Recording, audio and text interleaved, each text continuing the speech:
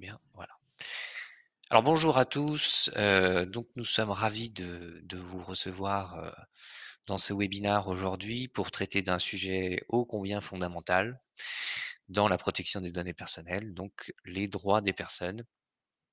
Alors, je vais, rapidement moi me présenter. Je suis Jérôme Demerset, je suis cofondateur de Dastra, je suis juriste de formation, j'ai travaillé quelques années à la CNIL avant, de fonder d'Astra, de faire un peu de conseil, ce qui me permet aujourd'hui de traiter, de parler avec vous de ce sujet, que j'ai déjà beaucoup abordé dans mon expérience professionnelle.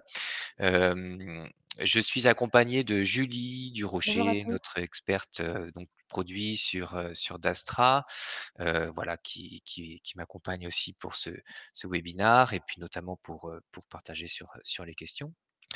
Hem alors rapidement Dastra, qu'est-ce que c'est? Dastra, c'est un logiciel SaaS, donc en ligne, qui permet notamment de gérer tous les cas d'usage du RGPD en particulier, donc de, répondre à toutes les obligations, de, gouverner, d'organiser la gestion de la protection des données, donc au sein des différentes organisations. Ça s'adresse évidemment à tout type d'organisation, toutes celles qui sont concernées par le RGPD, donc on pourra y revenir sur le sujet. Alors sans plus attendre, on se donne à peu près 45 minutes pour ce webinaire. Alors c'est effectivement, pas pas très long, néanmoins si vous voulez en savoir plus, hein, on pourra toujours poursuivre, après. Et puis on se donnera quelques minutes à la fin pour, répondre aux questions qu'on n'aura pas abordées pendant le webinaire. L'idée, c'est aussi, n'hésitez pas à poser vos questions sur le chat en bas à droite, je crois qu'il s'affiche en bas à droite chez vous, pour, au fur et à mesure, et si on peut les aborder, on n'hésitera pas à le faire. L'idée, c'est aussi donc, de vous exprimer aujourd'hui comment, hem, on facilite les droits des personnes avec Dastra. Pourquoi est-ce qu'il faut faciliter les droits? Qu'est-ce que c'est que les droits des personnes? Et puis finalement, quels sont les apports que d'Astra, la suite donc la plateforme peut, faire donc, sur ce sujet. Alors je passe les slides. Je suis donc, moi-même, Jérôme de Merset, je me suis présenté. Alors tu m'excuseras Julie, je n'ai pas mis son nom. Donc sur cette présentation, nous allons aborder quelques enjeux, une petite introduction. Quels sont les enjeux finalement aujourd'hui sur l'exercice des droits des personnes? Quels sont ces droits? Puis comment faciliter les droits des personnes? C'est un plan assez classique. Un petit rappel introductif. De quoi parle-t-on? Ce qu'il faut bien comprendre, c'est que, les droits des personnes, donc quand on parle de droits des personnes, c'est un peu la clé de voûte dans le RGPD, hein. Le RGPD, je pense que vous êtes tous au courant donc de ce que c'est. C'est la Règlement général sur la protection des données, hem, qui a pour ambition, notamment de protéger les données, mais assurer aussi leur libre circulation. Mais il est aussi dans un objectif donc de protection des droits individuels, ça passe notamment par cette clé de voûte que sont les droits des personnes. L'intérêt, c'est de pouvoir laisser aux personnes concernées par les traitements de, conserver la maîtrise, hein, sur les données donc qui les concernent. Ça ne veut pas dire qu'ils sont propriétaires, loin de là. Par contre, ça veut dire qu'ils peuvent en avoir la maîtrise. Ils ont des droits spécifiques sur les données qui les concernent. Ça s'appelle, ce concept, c'est l'autodétermination informationnelle, pour ceux qui veulent aller un peu plus loin. C'est un concept allemand, qui a été mis en place dans les années 70. Alors, qu'est-ce que, ces droits des personnes? Comment les exercer? C'est quelque chose qui est à la charge aussi du responsable de traitement. Donc on va pas revenir sur la notion de responsable de traitement, mais l'idée, c'est aussi de pouvoir, heu, faire peser une obligation sur les les organisations qui mettent en œuvre des traitements, pour pouvoir, cette obligation de, mettre en avant donc ces droits et de faciliter derrière l'exercice des droits des personnes pour pouvoir répondre de manière très objective aux objectifs du RGPD. Qu'est-ce qui est concerné par cet exercice des droits? Bien évidemment, on va retrouver ici toutes les entreprises, toutes les organisations, qu'elles soient privées ou publiques, qui sont soumises aux règles du RGPD. On parle évidemment des entreprises privées de toute taille, finalement, peu importe la taille, les acteurs publics. Il va s'agir de toutes les entreprises, toutes les organisations qui traitent des données personnelles, donc des données personnelles. On retrouve ici les 2 critères, hein, de territorialité, notamment, sur et de ciblage sur l'application du RGPD. Vous êtes situé dans l'Union européenne, vous êtes soumis à ces obligations de gérer les droits des personnes. Vous traitez de données de résidents européens, eh bien, vous êtes également soumis aux obligations du RGPD et donc à ces obligations de gérer les droits des personnes. Ce sont les 2 critères de l'établissement et du ciblage. Distinction entre le B2C et le B2B, c'est une question qui revient souvent, mais effectivement, quand on est en activité purement B2B, alors commerciale, donc de professionnel à professionnel, on est également visé par le RGPD, puisqu'on traite aussi des données à caractère personnel, quand bien même elles concernent des personnes et une nature professionnelle. Voilà. Hein, dans tous les cas, on est soumis à ces obligations. Donc on retient que tout type d'organisation, toute activité est donc concernée par ce sujet. C'est essentiel, ça veut dire qu'il n'y a pas vraiment de limite, hein, on retrouve. Il peut y avoir des limitations, on y reviendra, et on ne rentrera pas non plus trop dans le détail sur certains types de traitements, donc qui peuvent être liés aux organisations publiques ou en tout cas des limitations qui sont gérées par le droit national. Quels sont les enjeux? Alors, ce qui est important de retenir, c'est que les droits des personnes, c'est quelque chose qui est fondamental. C'est fondamental pour l'application du RGPD et c'est fondamental parce que c'est rappelé à chaque, je dirais, heu, heu, présentation, à chaque document, à chaque, ligne directrice qui est, publiée, qui est mis en œuvre, qui traite du sujet du RGPD, on va toujours avoir un pan, sur les droits des personnes. Les droits des personnes, c'est véritablement on va dire l'un des principes cardinaux donc du RGPD. C'est pourquoi aussi, la CNIL, pourquoi c'est important? La CNIL en a fait un axe stratégique et elle l'a rappelé récemment, donc lorsqu'elle a publié sa stratégie, donc 2022-2024, elle a mis, effectivement les droits des personnes dans dans le deuxième axe stratégique. Ça veut dire qu'elle va mettre en place un certain nombre de choses pour pouvoir vérifier, pour pouvoir faciliter, et pour pouvoir, heu, donc mettre en œuvre, en tout cas que la mise en œuvre de ces droits soit effective, donc dans le périmètre de son action. Ça veut dire qu'elle va pouvoir, d'une part, je pense, mettre des guides, et cetera, mais surtout aussi, donc favoriser dans ses actions de contrôle, de sanction, l'exercice et la vérification du respect des droits des personnes. Voilà, c'est assez important. Alors je vous ai mis ici les 2 autres axes stratégiques, hein, qui peuvent aussi donc toujours, puisqu'on est dans ces principes cardinaux, prendre en compte les droits des personnes, hein, que ce soit donc la confiance, donc pour les organismes, qui passe notamment par la transparence, on y reviendra, mais le droit à l'information et également donc les sujets à forts enjeux, pour la vie privée, hein, que ce soit les caméras, que ce soit le cloud, que ce soit les données personnelles dans les smartphones. On voit qu'effectivement, heu, ces forts enjeux se traduisent aussi par de forts, obligations en termes de transparence et donc de respect des droits des personnes. Il y a déjà beaucoup de démarches qui sont faites sur les droits des personnes, des sanctions, essentiellement des mises en demeure. Alors là, je ne parle que de la CNIL, mais évidemment, c'est un sujet donc, au niveau européen.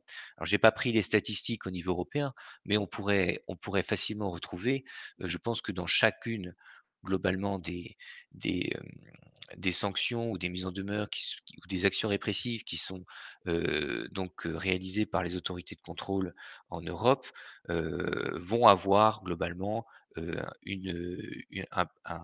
un chapitre, on va dire, sur l'exercice des droits. On va voir parce que l'exercice des droits, ça concerne aussi plusieurs droits et le premier étant le droit à l'information des personnes et souvent et ça d'expérience, c'est véritablement là que je dirais, ça pêche puisque, souvent celle-ci est soit incomplète, soit n'existe pas, soit, effectivement, n'est pas, heu, n'est pas bien mise en œuvre et donc ne permet pas d'assurer cette parfaite transparence.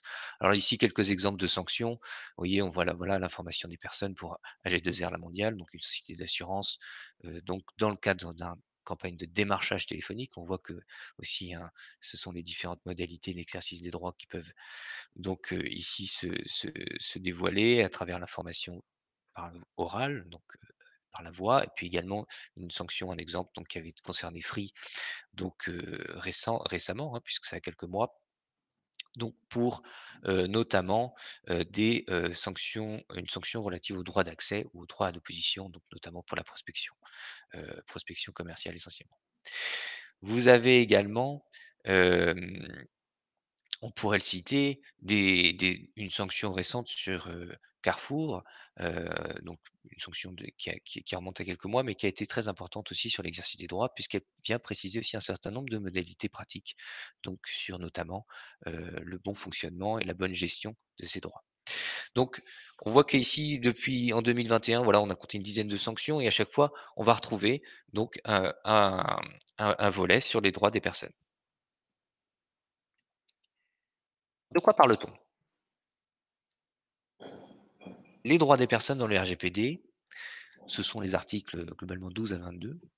Hem, on va retrouver plusieurs droits qui existaient auparavant, préalables au RGPD, d'autres droits qui sont apparus après le RGPD.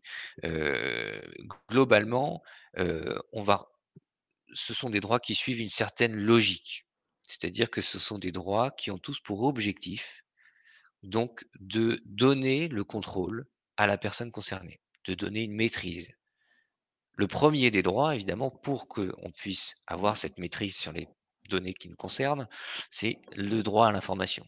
On doit être informé, déjà, que des données qui nous concernent sont traitées par quelqu'un d'autre. Ce qui nous permet de savoir déjà qu'il y a ce traitement, et puis également des modalités effectives d'exercice des autres droits, et donc des modalités effectives du contrôle qu'on va pouvoir exercer sur ces données-là. Alors, le premier droit à l'information, il y a un certain nombre de choses obligatoires, j'y reviens pas, mais l'identité du responsable de traitement, les finalités, les destinataires, les modalités d'exercice des droits des personnes, et cetera, et cetera. Ce sont les articles 12 à 14, essentiellement 13 et 14, que ce soit dans une collecte directe ou indirecte, vous avez aussi des informations ici plus ou moins précises à apporter. Le droit, je dirais, qui est le plus connu, qui est le plus utilisé aussi, donc à l'exception du droit à l'information, ça va être le droit d'accès. L'accès aux informations qui nous concernent. Donc le pour exercer ce contrôle sur les données, on doit pouvoir vérifier quelles sont les données qui nous concernent et pour pouvoir éventuellement exercer aussi les autres droits derrière. Eh bien, le droit d'accès, c'est ce pivot. Donc ce droit d'accès, il ne connaît pratiquement aucune limite, on va dire, pour les personnes. Il y a un certain nombre de choses et je rentrerai pas dans le détail. En tout cas, il peut y avoir des exceptions, mais il y a aussi beaucoup de jurisprudence, beaucoup de documentation informative là-dessus. Heu, donc, ce droit d'accès vous permet notamment donc de accéder aux informations et également de tenir une copie donc des informations qui vous concernent. Alors sur les modalités pratiques, il y a pas mal de choses, mais effectivement, dans un objectif de faciliter l'exercice des droits, on pourrait aussi remettre une copie sous un format ouvert. Il n'empêche que, heu, évidemment, les droits des personnes, ces droits d'accès et de copie, d'une part aussi ne concernent que les données qui concernent le demandeur, évidemment, donc pas des tiers, mais également, que la forme derrière, est à la libre appréciation, on va dire, donc de l'organisme qui répond à l'exercice du droit. Le consentement, on en a beaucoup parlé, mais il y a aussi le consentement, quand on donne son consentement, on a aussi un droit derrière qui est le droit de retirer son consentement. Ça fait partie des droits des personnes. Donc on doit le retirer aussi facilement qu'on l'a donné. Une fois qu'on a accédé aux informations, on a pu vérifier quel est son contenu et puis parfois on se rend compte qu'il y a des erreurs dans les données qui nous concernent. On peut exercer alors son droit de rectification, voire le droit à l'effacement. Voilà, ces deux droits qui sont prévus par les articles 16 et 17 du RGPD. Le droit à la rectification, on peut demander, voilà, mon adresse n'est pas bonne, mon nom est mal écrit, je souhaite demander la rectification. Je peux aussi demander la suppression des informations, l'effacement, hein, donc quand, par exemple, les données ne sont plus utiles pour accomplir la finalité concernée, etc.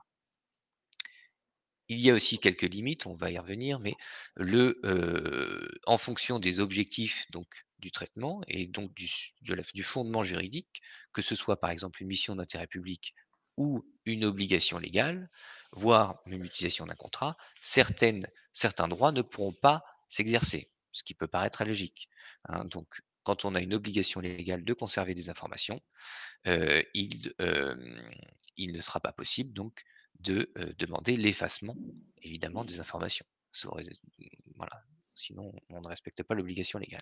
Le droit à la limitation, je reviens vite dessus, mais il s'agit donc ici de pouvoir suspendre temporairement le traitement. L'idée est de pouvoir prendre le temps, se donner une pause pour pouvoir exercer éventuellement d'autres droits ou exercer une action en justice, hein. Derrière, l'idée, c'est de pouvoir faire, si vous voulez, comme une photographie à l'instant T du traitement et on le fige en attendant.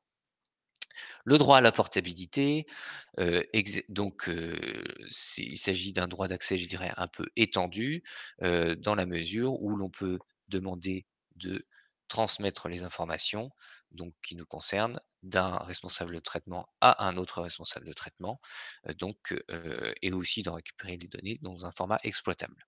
C'est un peu différent du droit d'accès, évidemment, mais cependant, et c'est un droit qui s'applique aussi dans un certain nombre de cas, on pourra y revenir. Le droit d'opposition qu'on connaît bien, je m'oppose par exemple à la prospection commerciale, je peux m'opposer à figurer dans un fichier. Là pareil, c'est un droit qui s'applique dans un certain nombre de conditions, notamment le fondement juridique. La plupart du temps, il s'applique quand, le traitement est basé sur les intérêts légitimes, donc du responsable de traitement. Et un droit que finalement on voit assez peu parce qu'en pratique, il n'est pas très courant, mais c'est un droit fondamental, notamment, dans le cadre de la mise en œuvre des algorithmes, donc qui deviennent de plus en plus importants, dans les décisions qui sont prises par des algorithmes au travers de notre vie quotidienne et donc c'est le droit à l'intervention humaine, enfin le droit de ne pas faire l'objet donc d'une décision automatisée qui revient finalement à demander à l'intervention d'un humain lors d'une décision prise par donc un ordinateur, un algorithme. Jérôme, on a une première question par Oui, rapport aux différents types de droits. oui. Est-ce qu'il n'y aurait pas aussi le droit de définir des directives sur le sort de ces données après la mort, codifiées par l'article 40-1 de la loi informatique et liberté? Tout à fait, bien sûr qu'il y a ce droit qui existe, qui est prévu là uniquement dans la loi informatique et liberté, qui n'est pas prévu dans le RGPD, mais qui est prévu dans la loi informatique et liberté, qui est apparue donc depuis la loi pour une république numérique en 2016, qui est un droit finalement, que l'on peut, mettre en œuvre, qui évidemment on doit y répondre. Il souffre je dirais, d'une absence d'encadrement, notamment, l'absence de décret d'application, derrière pour pouvoir notamment identifier des tiers de confiance, vers lesquels on pourrait confier aussi ces directives. Aujourd'hui, on se retrouve un peu face à une difficulté d'exercice de ces droits, enfin en tout cas de mise en œuvre, dans le sens où comment est-ce que finalement on va stocker ces directives? Voilà. Alors c'est quelque évidemment, le droit s'applique, le droit, doit être respecté. Le jour où vous avez cette demande, effectivement, il faut pouvoir y répondre, il faut pouvoir prendre en compte ces directives, donc sur les données après mort. L'idée évidemment, hein, c'est que, on dissémine des informations personnelles, un peu partout et qu'on doit pouvoir décider de quels sont le sort de ces données après notre décès. On pense par exemple aux données de réseaux sociaux. Qu'adviendra-t-il du compte? Qu'adviendra-t-il de tous les échanges par mail que j'ai, par exemple pu, prodiguer et cetera, donc après ma mort? Voilà, on va voir aussi que les droits peuvent être exercés par donc des, ayants droit. Alors, quelles obligations en pratique? Sur les droits des personnes, on doit d'abord vérifier que la demande est valide en sa forme. D'une part, elle doit être complète, c'est-à-dire qu'elle doit être suffisamment précise sur, qu'est-ce qu'on demande comme droit? Qu'est-ce que, qu'est-ce que sur quel est un peu le périmètre? Alors ça veut dire que on peut demander à préciser la demande à la personne. Ça veut aussi dire que dans notre démarche de faciliter l'exercice des droits, on doit aussi accompagner au mieux la personne pour qu'elle puisse répondre peut-être de au premier contact aux informations essentielles qui vont permettre de prendre en compte cette demande. Ensuite, de savoir si effectivement Le droit est-il exerçable donc sur le périmètre des données ou des traitements donc concernés? On l'a vu tout à l'heure, en fonction des différentes bases légales, des différents fondements juridiques des traitements, certains droits ne peuvent pas donc s'exercer. Voilà. Le droit d'opposition lors de l'exécution d'un contrat, on a un contrat, on ne peut pas s'opposer effectivement donc à la réalisation donc du traitement, puisque celui-ci est donc fondé sur l'exécution de ce contrat. On arrête à ce moment-là le contrat, c'est plus simple. Ou en tout cas pour une obligation légale. Ensuite, qui est le demandeur? Il s'agit de vérifier qui est le demandeur pour exercer ce droit. La première chose, c'est la personne concernée peut le faire, évidemment. Donc, la personne concernée par le traitement, le ou les traitements, et donc elle peut faire directement sa demande. Il peut y avoir aussi un mandataire, donc une personne qui va être mandatée par la personne concernée pour réaliser ses droits. C'est aussi quelque chose qui est prévu par la loi informatique et liberté, les articles 77 et suivants, notamment. Et il y a eu d'ailleurs des recommandations de la CNIL sur ce sujet. Je vous ai mis les liens en fin de présentation. L'idée, hein, c'est de pouvoir passer notamment, par exemple, soit par un avocat, soit par des sociétés spécialisées qui vont donc pouvoir des logiciels aussi, qui vont pouvoir automatiser un peu l'exercice des droits. Vous avez aussi les mineurs, les incapables majeurs. Dans ces cas-là, il faut avoir effectivement donc le détenteur de l'autorité parentale ou le tuteur qui peut effectuer la démarche. Et on l'a vu tout à l'heure, pour les personnes décédées, les ayants droit donc peuvent donc aussi, là de manière très encadrée par la loi, donc exercer les droits d'une personne sur une personne décédée. En pratique, si jamais nous faisons appel à un sous-traitant, comment ça se passe? Alors là, il y a un peu de détails, on ne va pas forcément rentrer, lire tout ce texte, mais l'idée est à retenir, c'est que la responsabilité de répondre aux droits des personnes, donc tous les droits qu'on a vus précédemment, revient au responsable du traitement. Vous allez me dire, c'est tout à fait logique, puis c'est lui qui est responsable. Le sous-traitant, c'est-à-dire quand, le responsable du traitement fait appel à quelqu'un pour l'épauler, on va dire, sur la mise en œuvre du traitement ou en tout cas lui confie des informations, et ben, le sous-traitant donc peut prendre en main, on va dire, à sa charge, l'exercice des droits. Il faut que cette démarche-là, cette prise en main, cette prise en charge soit aussi encadrée, soit prévue, donc dans le cadre du contrat, notamment, le contrat obligatoire, on pourrait revenir qui encadre la relation entre le responsable du traitement et le sous-traitant. Voilà. Soit on prend tout en charge, soit on dit que le sous-traitant donc fait signe au responsable de traitement, soit ils se répartissent selon certains types de droits, etc. Parfois, c'est plus simple que le sous-traitant prenne en charge l'exercice des droits ou pour le compte du responsable de traitement. Alors, pourquoi finalement faciliter?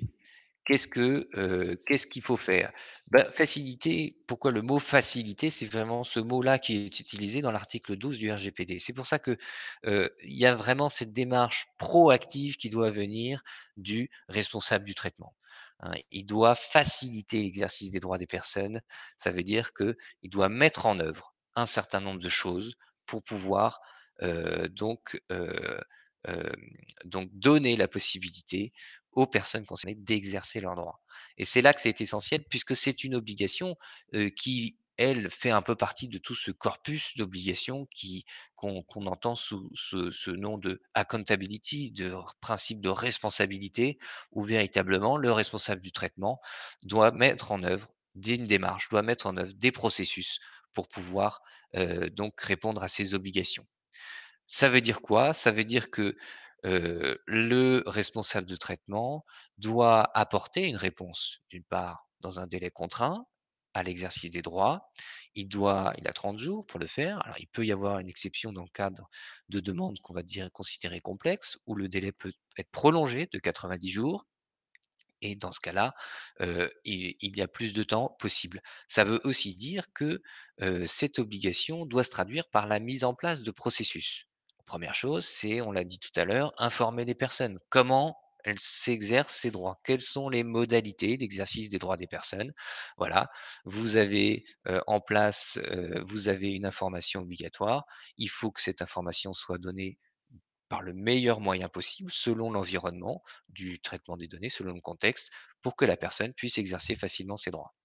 Ensuite, il faut mettre en pratique ces modalités. Ça veut dire que ça va soit par des implémentations techniques. Ça passe par, notamment ce qu'on mentionne aussi dans une autre obligation qui s'appelle privacy by design.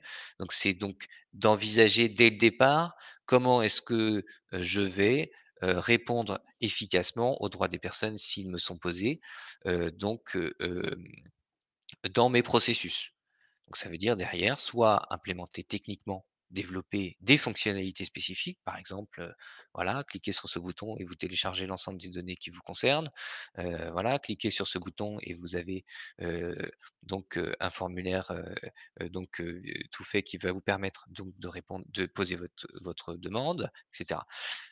Derrière, ça veut dire aussi qu'il faut en mettre en place un parcours interne efficace, via une procédure par exemple et en particulier désigner des personnes, quels sont les rôles, identifier donc les bonnes personnes pour travailler sur le sujet, pour pouvoir, répondre dans les délais des 30 jours. N'oubliez pas qu'il y a 30 jours qui va très, très vite et donc pour pouvoir répondre à la demande. Parce qu'il s'agit ensuite de agglomérer l'ensemble des informations pour le cas du droit d'accès par exemple et pouvoir restituer ces informations à la personne. C'est aussi dans les modalités de réponse qu'il faut aussi prévoir ces choses-là. Voilà, par exemple, partir de modèles de réponse toutes faites qui vont permettre de faciliter derrière, de gagner du temps. Aussi, donc prévoir les moyens de transmission des informations dans le cadre d'un droit d'accès, puisqu'il faut aussi que ces informations soient transmises de manière sécurisée, hein, puisque vous avez aussi la responsabilité en tant que responsable de traitement de transmettre les informations de manière sécurisée à la personne. En pratique, qu'est-ce qui est mis en place? On voit aujourd'hui dans la majorité des cas, donc un formulaire en ligne, des coordonnées dédiées, une boîte mail, et cetera. Comment faire finalement avec Dastra? Alors avec Dastra, on a identifié 4 objectifs qu'on peut, atteindre avec Dastra. Alors le premier, ça va être centraliser évidemment l'ensemble donc des demandes pour pouvoir mieux les piloter, pour pouvoir les visualiser, pour pouvoir les dispatcher et puis aussi conserver une preuve finalement que nous gérons bien l'exercice des droits, que nous avons bien répondu à cette demande, hein. Ça passe notamment, voilà, c'est aussi ce mécanisme de preuve est aussi quelque chose qui découle, je dirais d'une certaine manière, de ce principe de responsabilité du responsable de traitement, donc la fameuse accountability. Deuxième grand objectif, c'est pouvoir prioriser. On l'a vu, on a 30 jours, donc c'est, court pour pouvoir y répondre. Les exceptions qui permettent de, dépasser ce délai de 30 jours ne sont pas non plus, si simples à mettre en place. Il faut justifier d'une certaine complexité, donc de la réponse à la demande. Donc il faut pouvoir y prioriser, certaines demandes. Ensuite, l'idée, c'est d'apporter facilement une réponse à la demande, pouvoir communiquer rapidement avec la personne, de manière aussi donc sécurisée et également de pouvoir, on l'a vu, gérer ces demandes à tout seul, en mode qu'on appelle collaboratif, donc de pouvoir faire intervenir différentes personnes sur l'exercice des droits pour pouvoir y répondre de manière efficace. Si on reprend ces objectifs, le premier donc centraliser, visualiser, conserver une preuve donc de ces demandes. Ça se passe finalement comment? Via la possibilité de récupérer l'ensemble des demandes au même endroit. Alors dans Dastra, effectivement, il y a un module d'exercice des droits qui permet notamment de récupérer ces demandes. Plusieurs moyens de collecter finalement ces demandes. On peut premièrement synchroniser la boîte mail, par exemple, je ne sais pas, rgpd@entreprise.com avec, donc Dastra pour que la demande arrive directement, donc dans l'interface de Dastra et qu'elle soit ensuite pilotable avec les autres. Si on peut avoir plusieurs canaux, on peut aussi créer manuellement sa demande. Admettons, on est, je sais pas, par téléphone avec un client et qu'il fasse sa demande par téléphone, on peut donc enregistrer sa demande manuellement. Et enfin, la chose la plus simple finalement qu'on va pouvoir proposer, c'est aussi de créer un widget de collecte automatique des demandes, donc un formulaire que l'on va mettre en œuvre sur son site, sur son intranet, sur un mail, sur tout ce qu'on en souhaite, qui va permettre derrière de récupérer automatiquement l'information et surtout de remplir, on va dire, de pré-demander, on va dire, les informations essentielles qui vont permettre donc de répondre à l'exercice du droit. L'idée, c'est toujours donc de faciliter l'exercice des droits, d'avoir ce multicanal, et donc de pouvoir, y répondre de manière efficace.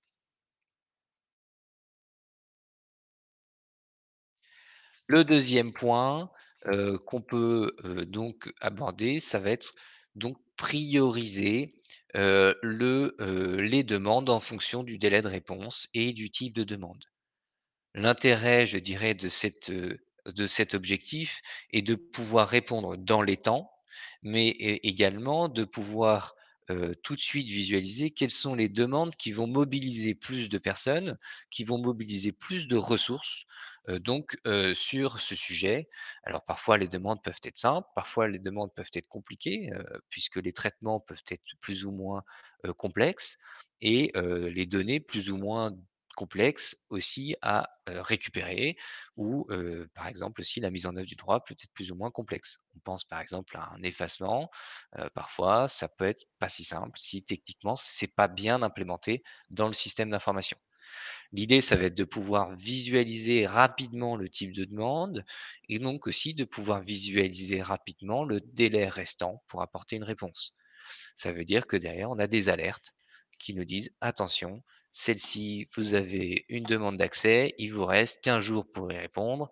C'est pas une demande complexe, donc il faut mettre le turbo». Voyez? Et vous allez rapidement avoir une vue finalement des demandes sous un format liste, hein, où vous allez pouvoir trier, donc les demandes et donc véritablement piloter l'exercice de ces droits. On a une petite question, Ouais. par rapport à la preuve de la demande de droit, pendant combien de temps on doit la garder? Notamment dans le cadre d'une demande d'effacement, justement. Alors, les durées de conservation, c'est effectivement toujours le sujet, qui revient. Je dirais que, il n'y a pas eu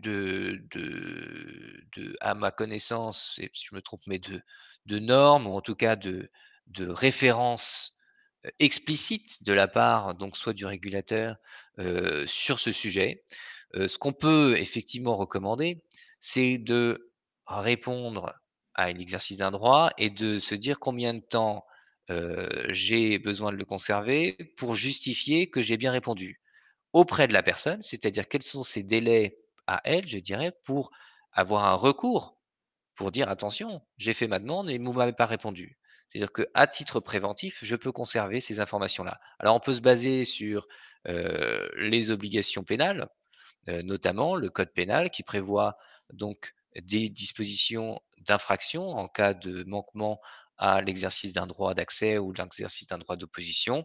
Souvent, l'exercice du droit d'accès, c'est sanctionné par une contravention, donc le délai de prescription de la pénale est d'un an. Pour le droit d'opposition, c'est un délit.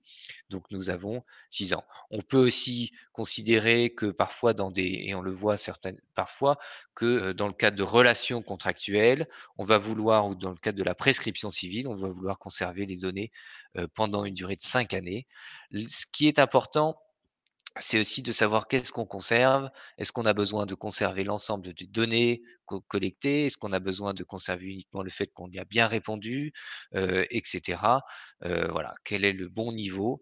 Et là-dessus, je dirais que c'est très contextuel et malheureusement, j'ai pas de réponse toute faite là-dessus à vous apporter, si ce n'est de bien, justifier éventuellement donc de la durée que vous avez choisie, en fonction donc de vos traitements.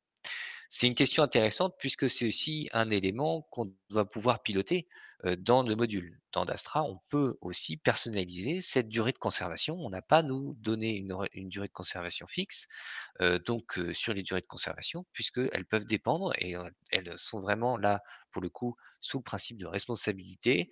Donc elles peuvent dépendre et donc vous pouvez personnaliser cette durée de conservation des demandes donc qui figurent dans votre «registre» entre guillemets des demandes qui figurent dans Dastra. L'idée derrière, c'est donc avoir un espace de réponse avec la personne concernée, hein. C'est-à-dire que vous allez, effectivement avoir besoin de communiquer avec la personne qui vous fait la demande.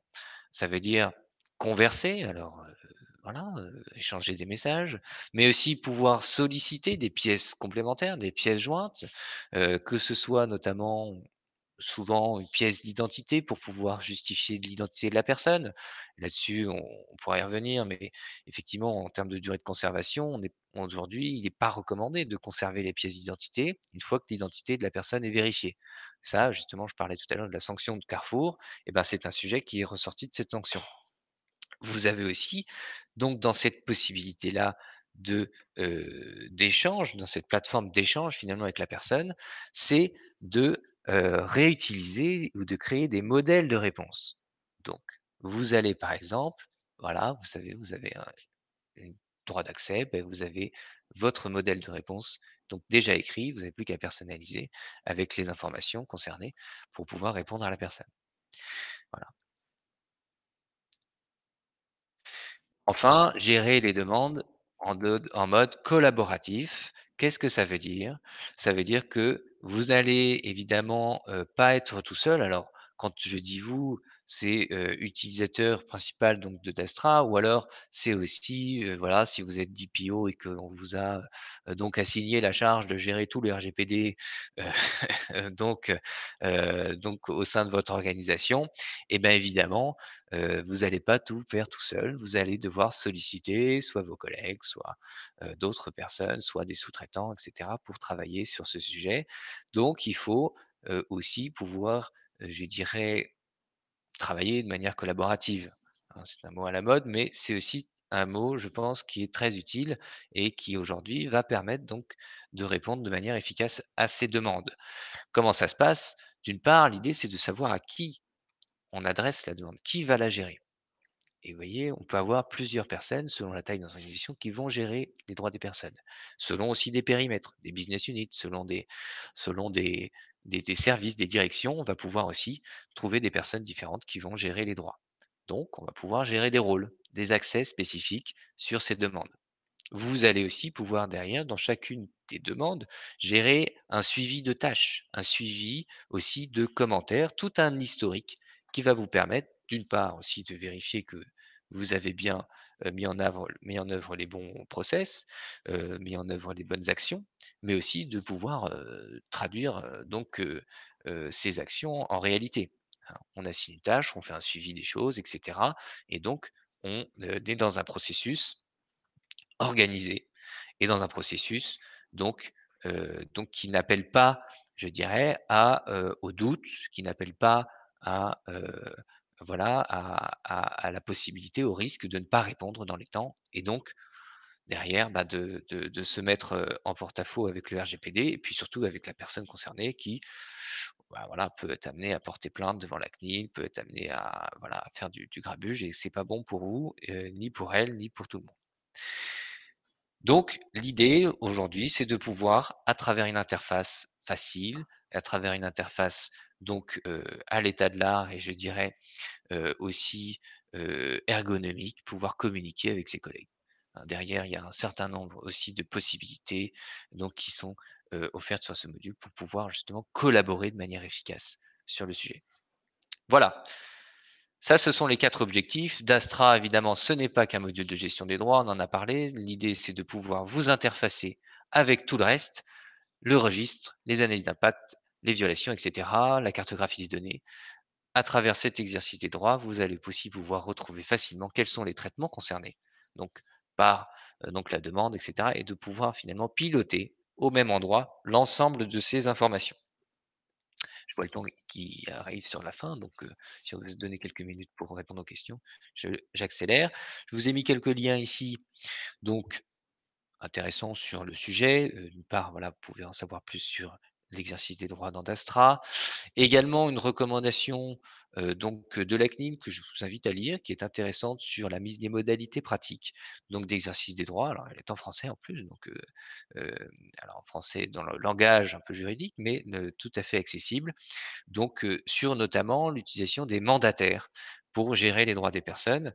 Donc, quand on passe à travers soit par un avocat, soit par une solution technologique qui va permettre de faciliter l'exercice des droits et on pense notamment à des solutions par API. Vous savez, aujourd'hui, il y a pas mal de solutions comme ça qui proposent donc de récupérer automatiquement des données, de les stocker dans, un endroit pour pouvoir vous donner, par exemple, l'accès à vos factures, au même endroit de plusieurs services, au même endroit. On pense notamment aux banques qui, peuvent être amenées à le faire.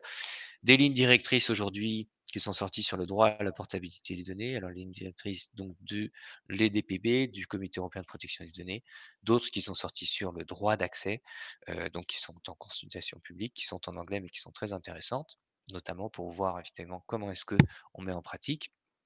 Il faut savoir aussi que l'objectif donc des autorités de contrôle est de donner des lignes directrices sur chacun des droits qu'on a vus, jusqu'ici, donc il en reste encore quelques-unes à sortir, sur le sujet. Voilà. Est-ce que vous avez des questions, sur, cette thématique? Alors pendant que quelqu'un écrit, plus haut, pour rappel, le support pourra vous être transmis, le support de la présentation de Jérôme sur demande, mais il y aura aussi le replay pour ceux qui n'étaient pas là au tout début. Mmh. Alors peut-être juste une petite question intéressante, c'est qu'on parle d'exercice des droits, mais est-ce que, rapidement, vous pouvez écrire par, oui ou par non. Est-ce que vous avez déjà fait une demande d'exercice d'un droit? Est-ce que vous avez déjà été amené à demander l'exercice les données, qui vous concernent auprès d'un responsable de traitement? Ouais, on voit du oui, on voit du non, c'est ouais, on voit qu'on est face à des DPO, c'est bien. Non, non, et effectivement, vous voyez, peut-être que la question, qu'on se pose, c'est: «Pourquoi est-ce que finalement on le fait assez peu?» Et je pense que l'enjeu derrière, il est aussi de de transparence et de faciliter l'exercice des droits. C'est aussi de dire: «Vous pouvez le faire et faites-le facilement». Et si on le fait aujourd'hui pas suffisamment facilement, je pense que c'est aussi parce que c'est encore trop compliqué. Aujourd'hui, on voit, des tartines qui sont écrites sur des textes imbitables et cetera. Je pense qu'en termes de transparence, parfois, eh ben, il faut, veut dire faire plus d'efforts sur ce sujet-là pour, donc automatiser presque l'exercice des droits et donc c'est aussi tout l'objectif, donc qu'on peut se donner. Voilà, moi je pense que, on va pouvoir, voilà. Et effectivement, autre question complémentaire, est-ce que vous êtes amené à répondre à beaucoup, d'exercices de droit, de demandes d'exercice de droit au sein de vos organisations? Là, je vois qu'effectivement Yann Cohen en a déjà eu. Ouais. Alors effectivement, la bonne réponse, c'est peut-être pas encore, ça c'est bien.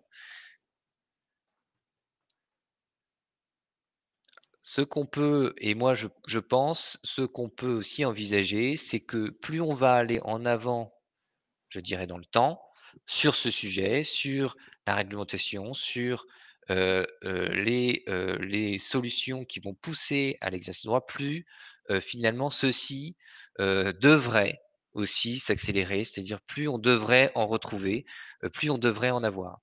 Et je pense qu'aujourd'hui, c'est une question pédagogique, hein, tout simplement, mais c'est aussi une question, donc de modalités pratiques et je pense qu'avec le temps, c'est bien d'anticiper. C'est bien aussi dès aujourd'hui de se mettre à la page puisque, la problématique, c'est que, une fois qu'on a lancé des projets justement, et ben, c'est presque un peu trop tard et qu'on se retrouve à un peu parfois, mis sur le devant donc, du mur. Il y avait eu une question Ouais. par rapport à comment, enfin, que donne l'exercice des droits via Dastra depuis un site? Alors Oui. depuis un site web par exemple, alors ce que vous pouvez faire, c'est utiliser le widget justement sur le site web que vous pouvez mettre, facilement accessible, donc depuis les différentes interfaces donc de collecte des données. Alors souvent sur un site web, on a une notice de confidentialité, une privacy policy, une politique de confidentialité, une donnée personnelle, vous l'appelez comme vous le souhaitez. L'idée, c'est de pouvoir donner à la personne des informations capitales sur les traitements des données et dans les informations qu'on doit délivrer aux personnes, on doit notamment leur expliquer les modalités donc d'exercice de ces droits. Alors effectivement, on peut, facilement mettre en place donc ce widget qui se traduit soit par un bouton, on a plusieurs modalités d'implémentation de ce widget et derrière la personne n'aura plus qu'à renseigner ces informations et automatiquement, vous voyez vous, donc la demande arriver dans votre interface sur Dastra, notifiée et cetera et donc et vous pouvez, comme ça la piloter de manière très facile. Voilà, je sais pas si ça répond à la question, mais en tout cas, c'est quelque chose de plutôt aussi aujourd'hui efficace qu'on arrive à mettre en place. Il y avait une autre question, en cas de doute sur l'identité de la personne demandant l'exercice du droit d'effacement, que peut-on faire? Eh bien, en cas de doute, ce qu'il est préconisé, hein, c'est effectivement de pouvoir demander de justifier de l'identité de la personne. Donc, la justification, il n'y a pas de de prescription particulière sur ce sujet.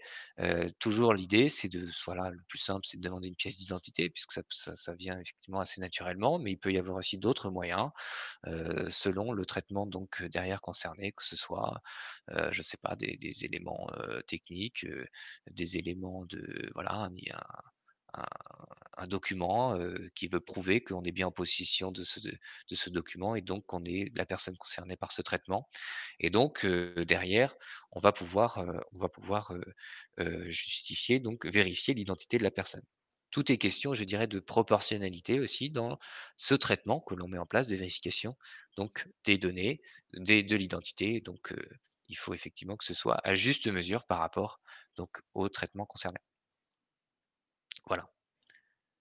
On a Dernière question peut-être? ouais. Alors, doit-on dupliquer les registres si nous avons une holding mère, des holdings régionales et des agences ayant chacune leur propre SIRET? Oui, alors question qui peut-être un peu en dehors du scope, du périmètre des droits. Néanmoins, ce qu'il faut savoir, c'est que ces obligations du RGPD dont fait partie le registre, la tenue du registre, sont, hem, sont sous la responsabilité d'un responsable de traitement et donc d'une entreprise généralement autonome, qui met en place des traitements de données. Si la holding met en place des traitements de données, mais aussi que les filiales mettent en œuvre des traitements de données, chacune doit tenir un registre des traitements. La grande idée, c'est vous êtes responsable de traitement nécessairement. Vous avez un registre. À partir du moment où vous êtes responsable de traitement, ça veut dire que vous mettez en œuvre des traitements, donc vous avez un registre. Voilà. Voilà, donc l'idée effectivement, si vous avez la possibilité, faire plusieurs registres, il faut le faire et donc justement, bah, dupliquer, pourquoi pas si les traitements sont les mêmes et dans ce cas-là, on peut gagner du temps effectivement en dupliquant des traitements. C'est aussi quelque chose, on pourrait y revenir, c'est un autre sujet. Sur Dastra, c'est aussi très facile de faire ce genre de démarche. Voi On avait une oui, dernière vas-y. question, mais je crois que c'est pas non plus dans ce scope. Peut-on utiliser l'outil PIA dans la conception d'un site web? Bien sûr, c'est le PIA est pas lié nécessairement à une technologie, enfin un outil, c'est plutôt lié aux enjeux, de protection des données, de protection des droits et libertés des personnes. Donc, les enjeux tout simplement sur, voilà, sur, la vie privée, sur la vie privée des personnes concernées. Donc, bah, selon le site web et selon les traitements derrière qui sont mis en œuvre à travers le site web, effectivement, on va pouvoir ou non réaliser un PIA. Bon, ça va vraiment dépendre du traitement finalement qu'on met en place. Si le site web, c'est justement un site vitrine, a priori, il n'y a pas tellement de fort enjeu pour les personnes, mais si c'est un site de e-commerce, ou un site, de gestion de dossier médical, là, les enjeux sont pas les mêmes et effectivement, il vaut mieux, peut-être réfléchir au PIA. Voilà, on arrive un peu au bout du sujet. Il est 48, ça fait 48 minutes et 52 secondes, c'est très bien. Écoutez, je vous propose qu'on s'arrête là. Si vous souhaitez, alors ce qu'on se permettra, c'est de vous recontacter à la suite de ce webinaire pour, voilà, donc ce sera notamment par Julie